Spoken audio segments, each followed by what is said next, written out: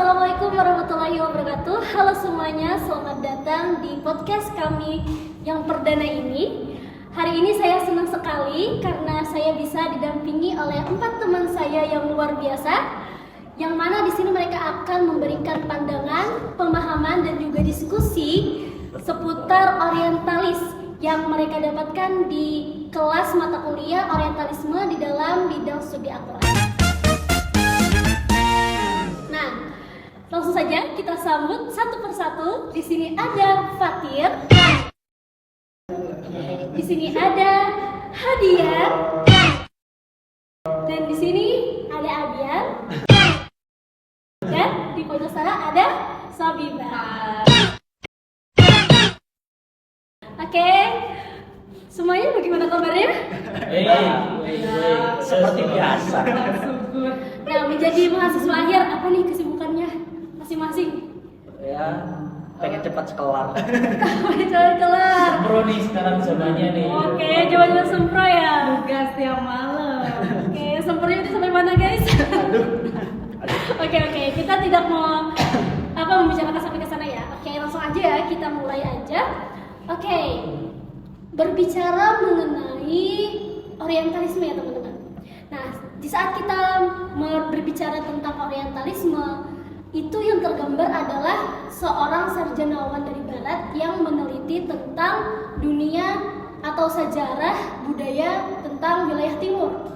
Nah, di dalam bukunya Edward Said itu ada makna yang lebih mendalam, bukan hanya menjelaskan tentang orientalisme itu siapa, tapi dia itu menerangkan tentang apa itu orientalis dan apa itu orientalisme. Nah, orientalis itu adalah sebutan untuk orangnya, yaitu adalah sarjana dari barat yang meneliti tentang wilayah timur seperti bahasa, sejarah, dan lain sebagainya. Kalau orientalisme itu adalah bukan sekedar ilmu, tapi cara sistem berpikir. Nah,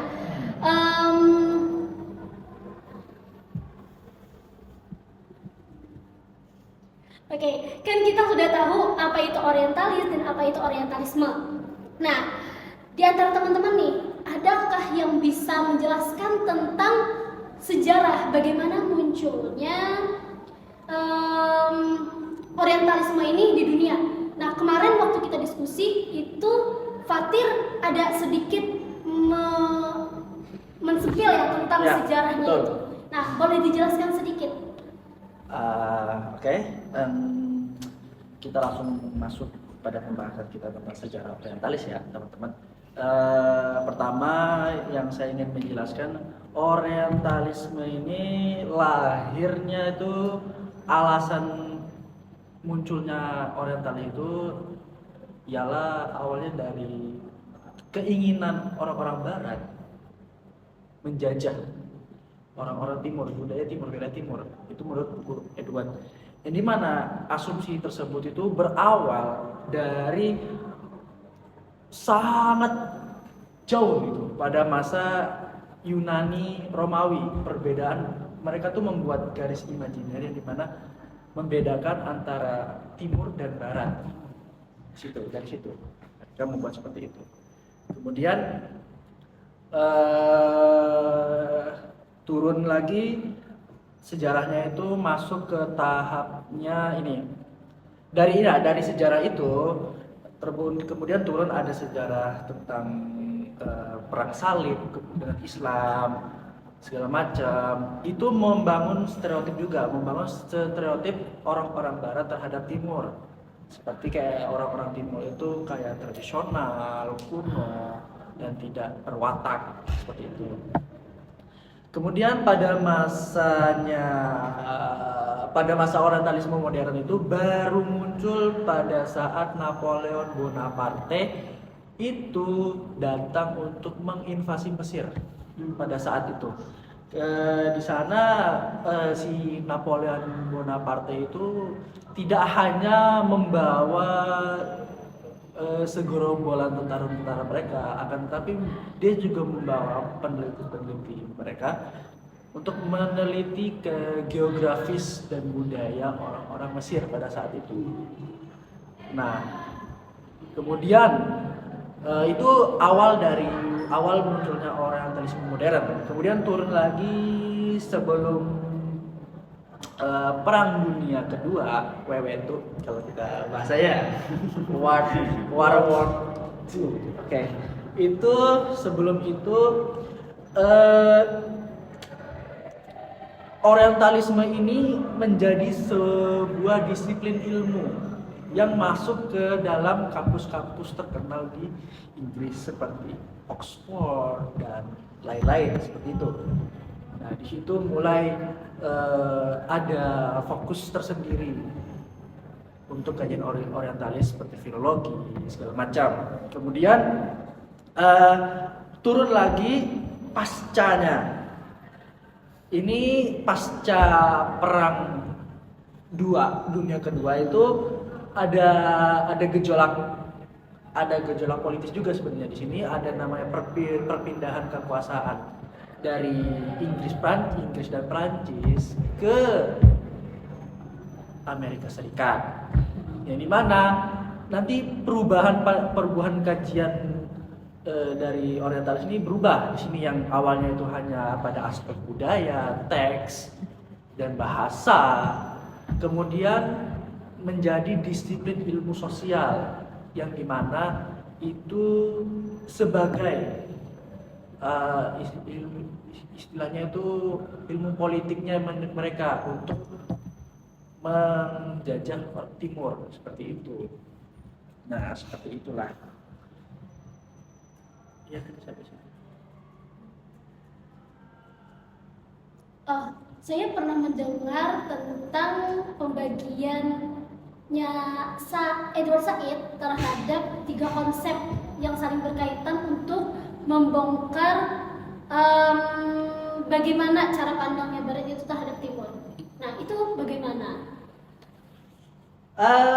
Kalau kita lihat ya, memang si Edward Said ini memberikan menjabarkan konsep bagaimana cara orang-orang Barat itu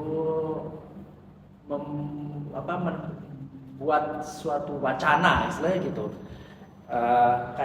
Pertama itu ada tahapan dari konsep imajinatif, yang mana mereka itu orang-orang Barat ini menanamkan doktrin-doktrin seperti misalnya mereka tuh menanamkan doktrin kepada Timur, kayak tadi yang seperti saya katakan, orang-orang Timur itu tradisional, kuno, dan tidak bisa mandiri. Kemudian pada masa imajinatif ini mereka itu turun temurun, istilah doktrin ini turun temurun, sehingga itu bisa menjadi legalitas untuk mereka menjajah. Sebelum itu kita beralih ke kajian akademis. Sebelum mereka menjajah, dari stereotip tersebut, doktrin tersebut, lahirlah kajian akademisnya, dan di mana para peneliti Barat itu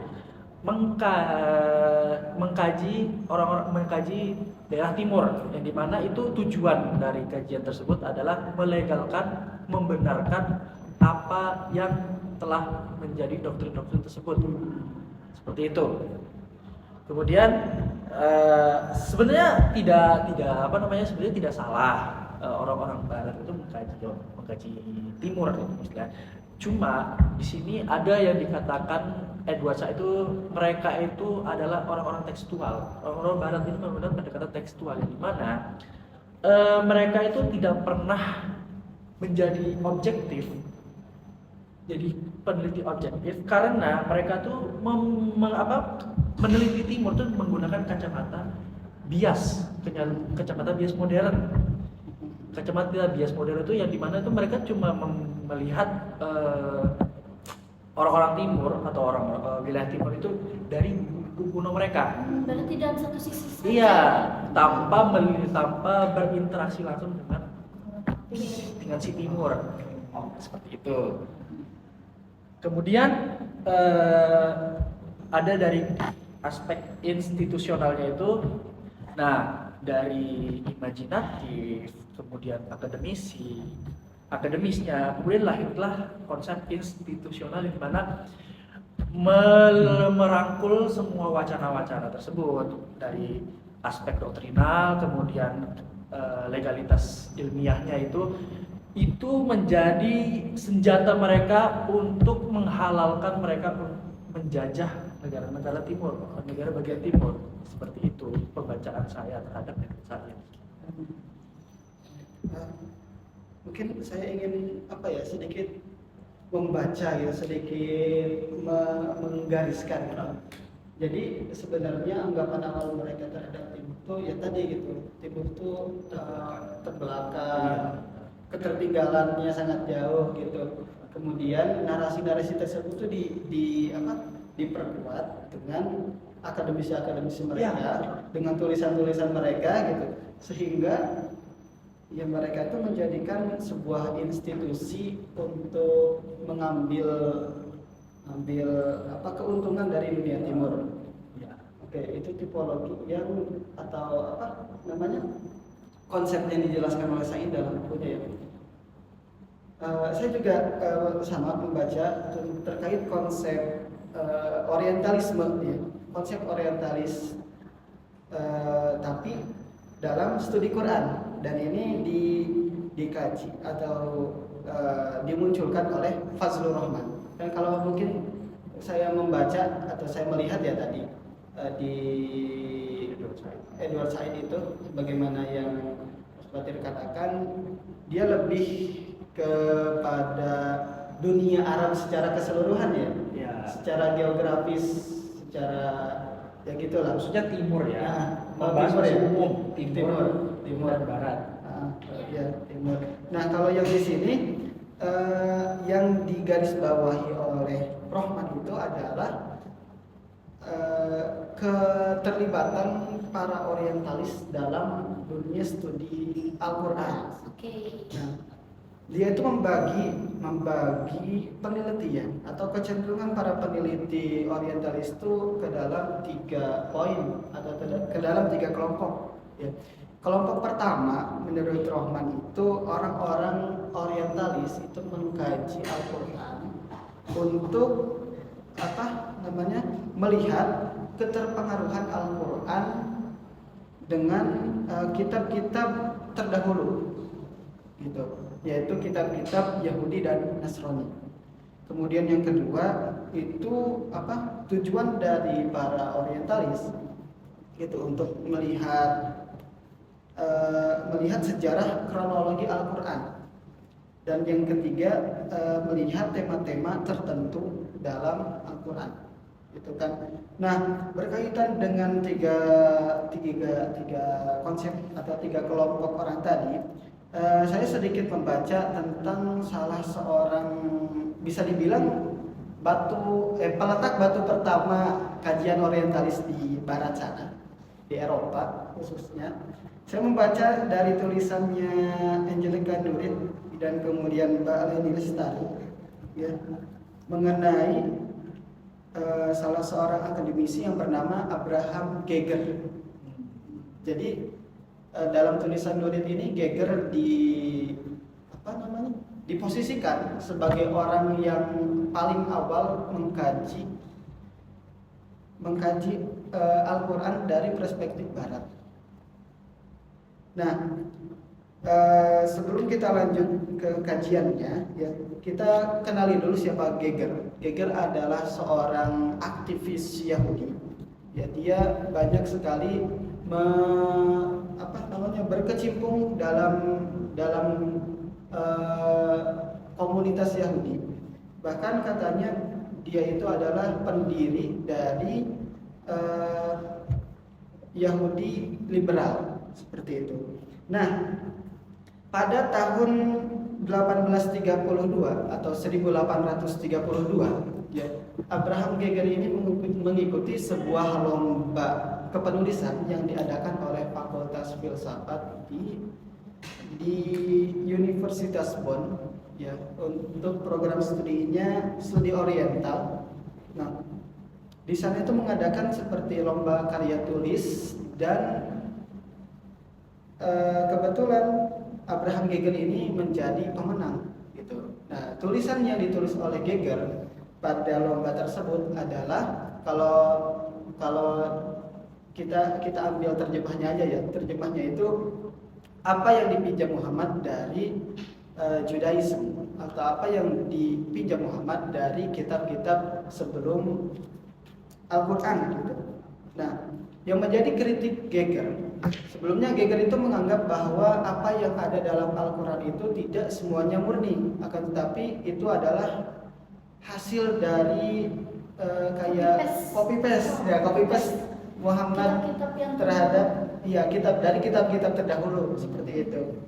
Nah, kritik Geger terhadap Al-Quran itu dibagi menjadi 3 poin, bahwa ada 3 unsur yang menurut Geger itu Nabi Muhammad ngopi nih dari agama-agama sebelumnya.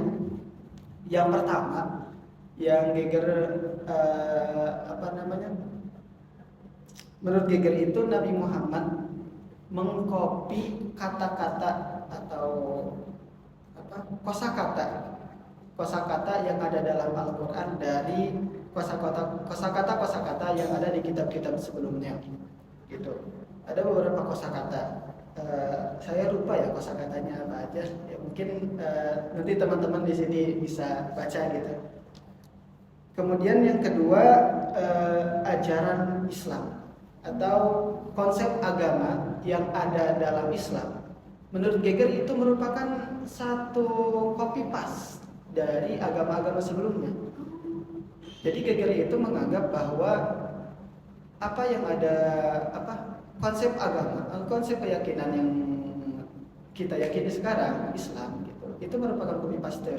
Seperti adanya alam akhirat, itu merupakan copy paste dari agama-agama sebelumnya. Kemudian dan yang ketiga itu adalah kisah-kisah dalam Al-Quran. Nah, mungkin ini sudah agak asing juga ya dalam kita itu. Dalam tradisi Islam itu ada yang namanya Israiliyat, dan mungkin yang dianggap oleh Geger Muhammad mengkopi kisah-kisah dalam Al-Quran itu karena dalam tradisi Bible atau dalam tradisi Yahudi itu juga ada yang namanya tradisi-tradisi kisah-kisah yang diwariskan secara turun-temurun seperti itu. Nah, itu yang ingin saya kenalkan dan bisa saya bawakan tentang salah satu bisa dibilang founding father, ya, founding father pengkaji Oriental gitu. Oke. Jadi founding father-nya dalam studi Al-Quran ya? Ya, studi Al-Quran. Oke, mengenai studi Al-Quran nih, kan tadi banyak pemikiran-pemikiran yang dibangun ya oleh para orientalis ini. Nah, bagaimana relevansinya menurut kalian untuk studi Al-Quran saat ini? Bagaimana menurut teman-teman? Mungkin coba kita bergeser ke waktu setelahnya mungkin ya. Nah, kalau ngomongin soal relevansi orientalisme studi dalam studi Quran hari ini, Iya. Menurut saya salah satu contoh yang menarik kita bisa lihat dari karya Nikolai Sinai. Nah, dia termasuk sarjana Al-Quran kontemporer yang cukup berpengaruh dan sering dianggap mewakili pendekatan orientalis modern yang lebih modern dibanding generasi sebelumnya.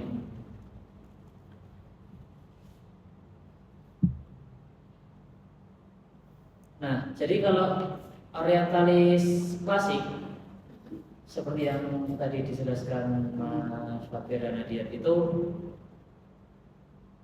sering dianggap terlalu skeptis terhadap tradisi Islam. Nah, Sinai cenderung lebih berhati-hati dalam bukunya The Quran Historical Critical Introduction. Sinai nggak fokus membuktikan benar atau salahnya ajaran Islam. Yang dia lakukan, dia mencoba memahami bagaimana Al-Quran diterima dan dipahami oleh masyarakat Arab pada awal masa kemunculannya. Sinai melihat Al-Quran bukan cuma sebagai teks keagamaan, tapi juga teks yang lahir dalam konteks sejarah tertentu. Nah, menariknya, dia menunjukkan kalau Al-Quran punya struktur sastra yang sangat kuat. Misalnya banyak pengulangan frasa dan pola bahasa yang selama ini mungkin kita anggap biasa aja gitu. Padahal justru itu yang membangun kekuatan retorika dan kesatuan pesan Al-Quran. Nah, di sini saya juga setuju ya dengan apa yang diomongin sama Mas Abian. Sekaligus saya melanjutkan. Nah, sebelum ke sana juga orientalis hari ini sudah banyak yang lebih istilahnya lebih moderat tadi terhadap cara mereka mengkaji Al-Quran, cara mereka mengkaji dunia timur dan Islam gitu. Saya melanjutkan ada satu pemikiran dari Nikolai Sinai yang mana dia juga berupaya melakukan kritik terhadap tokoh orientalis sebelumnya. Dia mengkritik tokoh-tokoh abad ke-19 seperti Gustav Will sama Theodor Noldek, yang mana dua orang ini punya periodisasi atau kronologi wahyu gitu ya. Sebagaimana kita tahu, kita pelajari di kelas ada periode Mekah awal, Mekah tengah, Mekah akhir, dan periode Madinah. Asumsinya Gustav Will sama Noldek, periodisasi tersebut, ayat-ayatnya itu ayat-ayat yang turun di awal cenderung lebih puitis gitu ya. Kemudian di akhirnya sisi puitisnya ini hilang. Nah, si Sinai mencoba mempertanyakan kembali tuh, masa iya gitu sisi puitisnya itu hilang seiring berjalannya waktu, seiring Al-Quran itu turun terus-menerus gitu ya. Apakah mungkin nggak sih sisi puitis atau karakteristik yang ayat-ayat yang puitis itu juga turun bersamaan dengan ayat-ayat yang non puitis atau prosaik? Nah, di sini Sinai berupaya merekonstruksi kronologis wahyu dengan menyoroti pada aspek panjang ayat. Jadi, Sinai di sini pakai bantuan komputer, yaitu menghitung panjang rata-rata ayat yang ada di dalam Al-Quran. Dari hasil hitungannya tadi, ada kecenderungan yang cukup konsisten bahwa surah-surah yang turun di awal periode memang pendek-pendek ya. Sementara surah atau ayat yang turun di akhir itu cenderung lebih panjang ayatnya, karena apalah di masa awal Nabi Muhammad ini kan berdakwah di Mekah, audiensnya orang kafir Quraisy Mekah. Jadi Nabi Muhammad cenderung memberikan peringatan, seruan, kemudian tentang hari kiamat gitu, tentang siksa-siksa di akhirat gitu. Ya intinya yang lebih seruan gitu, makanya ayatnya cenderung lebih pendek gitu, biar gampang diterima oleh kaum kafir Quraisy Mekah. Seiring berjalannya waktu Nabi hijrah ke Madinah. Di situ di Madinah komunitas muslim mulai terbentuk, mulai banyak. Akhirnya ayat-ayat yang panjang, ayat-ayat yang turun ke Nabi Muhammad itu juga panjang, kemudian mulai membicarakan tentang hukum, tentang politik, tentang peperangan. Ya karena itu tadi komunitas muslim di Madinah itu sudah banyak dan kompleks. Mereka hidup berdampingan dengan komunitas lain seperti komunitas Yahudi dan Nasrani kayak gitu ya. Nah, tapi Sinai di sini panjang ayat tadi itu tidak mutlak, intinya metodenya Sinai tadi tidak mutlak berlaku di semua ayat gitu, di semua surah. Ada pengecualian, kayak misalkan surah An-Nasr gitu. Surah An-Nasr ini kan surahnya pendek gitu, tapi dia bukan tergolong surah Mekah awal, melainkan surah Madinah kalau nggak salah ya. Dia itu isinya tentang kemenangan Islam kan, tentang Fathu Mekah sebagaimana yang kita ketahui. Jadi ada juga contoh-contoh lain kalau teman-teman pengen tahu lebih lengkap teman-teman bisa langsung baca bukunya Nikolai Sinai aja.